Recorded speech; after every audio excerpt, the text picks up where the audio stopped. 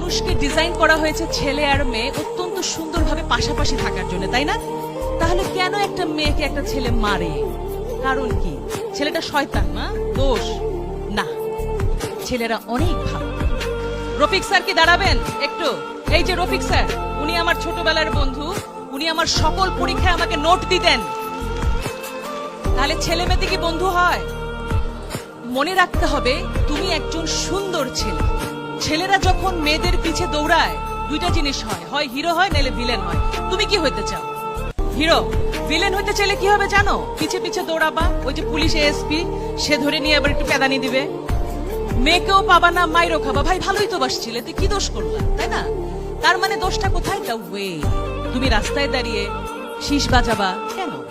তুমি ভদ্র হয়ে দাঁড়াও, তুমি তাকায় দেখো, মেয়েটাকে তাকায় না দেখলে মেয়েটা কিন্তু হার্ট অ্যাটাক করে মরে যাবে, যে তাকাই না ছেলেরা আমাদেরকে, ঘটনা কি? কিন্তু সেই দৃষ্টি থাকবে সৌজন্যমূলক, সুন্দর। সুতরাং ছেলে এবং মেয়ে মিলে সুন্দর পৃথিবী করতে হলে তোমাদের জানতে হবে ছেলে অনেক ভালো, মেয়েরা অনেক ভালো। সুতরাং দুজন মিলে একটা সুন্দর পৃথিবী হবে। নিজের শরীরকে যত্ন নিতে হবে দুটি কারণে: নিজে সুস্থ হয়ে গড়ে ওঠা, নিজের যত্ন নেবে, তাহলে কি হবে? অনাগত যে বাচ্চাটা আসবে সেটাকে মনে রাখতে হবে, একটা মেয়ের পেটে একটা বাচ্চা মানে সেই মেয়েটি মা হচ্ছে আর ছেলেটি বাবা হচ্ছে, আর তাদের বাবা মারা নানি দাদি হচ্ছে। এটাই স্টোরি না।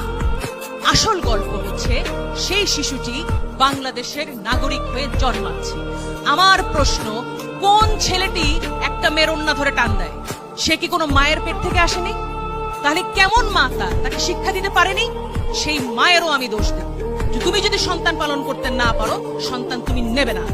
প্রত্যেকটা বাচ্চা যখন সুন্দর হবে, অর্থাৎ প্রথমে আমাদের পুষ্টি নিশ্চিত করতে হবে।